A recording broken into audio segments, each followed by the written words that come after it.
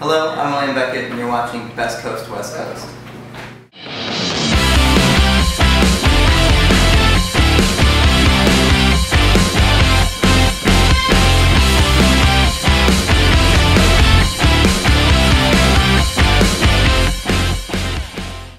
I'm Ariana. I'm Sandra. And we're here in Sacramento at the Ace of Spades venue with William Beckett. So, you know, we've been on and off tour a lot this summer. I hear you just got back from Japan and you had your first solo headliner at the beginning of the summer. So how was that? It was great. I've done a lot of touring on my own before, you know, whether it was solo or, you know, an acoustic tour with my band, or actually when I began performing when I was 17, 18 years old, I started the same way, on acoustic.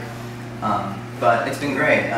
For my first, you know, couple tours back, I wanted to do it in a stripped down way. I wanted to do it, you know, where there was more intimacy as opposed to having a band behind me, which is what I'm going to do eventually. But so in a lot of ways, it took me back to how I started. So, since you've been touring around a lot, what's one thing that you have to do when you go to each city, like visit places? Or I usually like to try and eat locally, particularly when I went to Southeast Asia. I really wanted to, you know, a lot of times the promoters are used to having American bands, you know, come in and just be like, okay, we're free to eat everything, just, you know, where's the McDonald's, or take me to a place or something. But I'm not like that. I like to experience the culture of a place, particularly when it's my first time there. So and I'll probably walk around a little bit later. I've been here before, but I don't know what it was like. Soak it up. There's some really good places right next to it. It's really good. See our place? Or the C15? Brews and Brew. Okay. It's like right next door. They're really good. A lot of people go there. Thanks for the recommendation. What is your favorite thing about being on tour? I mean, it's a boring answer, but performing. The performance is what makes it, and it's only, you know, just a small fraction of the time that I'm out on tour. But last night, for instance, you know, just on the other hand, what we do with the rest of the time, we were out and we hung out and we played midnight frisbee underneath, you know, some street lights, and it was so fun. So it's like moments like that you just, you know, that just happen on tour, and you just, you know, hang out with your friends. So you came out with Walk the Talk in April, your first EP, and Winds of Change earlier this month. Do you plan on recording a full-length album? Well, my plan was to release 3 EPs this year, so in April, every 3 months, I'm going to release another EP into the end of the year. So that would make October the next spot for the 3rd EP, which is gonna, you know, whether it's October or fall, you know, it's right in that area, and it'll, you know, culminate the story and where everything's heading. So speaking of your album, which song on Winds Will Change has the most meaning to you? And they all have. I mean, they all do. I mean, I wouldn't, especially now when I have the freedom to control what songs I release and how I release them, how they sound, you know, etc., etc. Full control. I'm certainly not gonna, you know, release anything that I'm not fully invested in. And there, you know, and just to be honest, in the past there have been songs that have gotten on records that I didn't want on records. You know, that's just part of being in a band. So, but I mean, right now I think the one that's resonating most is a song called Dig a Hole. It's the last song on the EP, and I really like playing it. So how much do you think your music has changed since you've left the areas? I think like the direction that we were heading is not far off from what I'm doing. We didn't release, you know, anything after Fast Times, so there was, you know, a lot of time there where we were experimenting with sound and where we were heading with it. But we were, you know, no matter how much you try and reinvent yourself in a band, you're always going to be attached to what you did in the past. So for me, I don't have that now because I can literally do whatever I want. Because it's a brand new, it's a brand new project. So that's the most.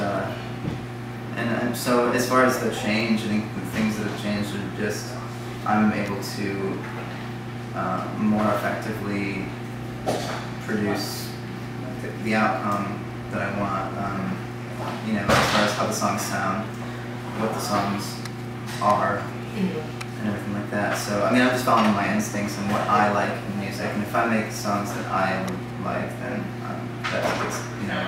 that's how I started writing music, so I feel like trusting that instinct is the way to go. Who do you look up to most as a musical influence? Oh, it's hard to say. I mean, I love David Bowie, I love Jeff Buckley, and but there's also other artists like more recently, like The Killers, they write a really interesting line between like some of the 80s electro pop stuff that I'm really into, and good old fashioned American rock and roll. So it's pretty cool to listen to how they've grown as a band as well, and it's inspiring. How do you feel about collaborations? Would you be interested in maybe, hopefully, working with any of those, maybe in the near future? Sure. I mean, I've done a lot of collaborations, over time, and I really enjoy it. I like writing with people. Lately, I've been doing a lot of writing for other artists, so that's always fun. In a lot of ways, it's more fun because there's almost less pressure. I'll try things in a song for someone else that I probably, that I just wouldn't do, or a lyric that I wouldn't do. So it's interesting to look at writing from different perspectives through different people's filters. This part of the interview we like to call the rapid fire segment, where basically we're just gonna throw a bunch of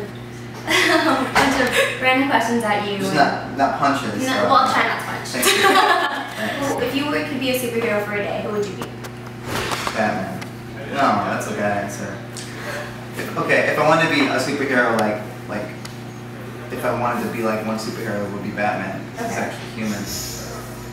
But for one day it wouldn't be that sweet, so I want to have someone that had some superhuman power, so I could take advantage of that for one day. But I just feel like having this is not very rapid fire, but having a superhuman power for all your days might weigh on you. Yeah. You could listen to one song for the rest of your life. What would it be? It's obviously Macarena. Nice song. The answer's clear. Nobody can ever get tired of that one. If you could be anywhere in the world right now, where would you be? Right here in Sacramento. Alright, so name one thing on your bucket list. I want to skydive, actually. That'd be fun. It's intense. Okay, so this or that. One Direction or Justin Bieber? Bieber. Sushi or pasta? Sushi. Jessica Biel or Jessica Alba? Jessica Alba. iPhone or Droid? iPhone. Facebook or Twitter? Twitter. Jersey Shore or the real world? The real world. Obviously. Road rules, neither road rules. Yeah, that's obviously better. Oh my gosh. Okay. So, since our name is West Coast, what is your favorite thing about the West Coast? I love the weather and sun, and particularly, in this area, California, it's really nice. I'm from Chicago, so I usually see,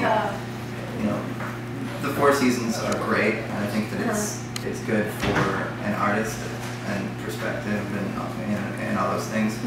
But it certainly is nice to not have to wear 8 layers to stay warm. Did you have fun shoveling snow? Yeah. sure. I've never experienced that, so. Got my upper body strength. Okay, so is there anything you want to say to your friends or anyone else who's watching the interview right now? Thanks for watching the interview, Best Coast, West Coast, my new friends, and come back to see me in Sacramento when I come back. So they're obviously not here now. If you are here tonight, thank you. But you won't see this till after, unless you have some plan or instant streaming. Ninja editing skills. This one's an instant stream, right? This is yeah, totally. Going straight right to to Do it you. right now. Right now. Awesome. Alright, well thanks for doing the interview with us. Thank you. And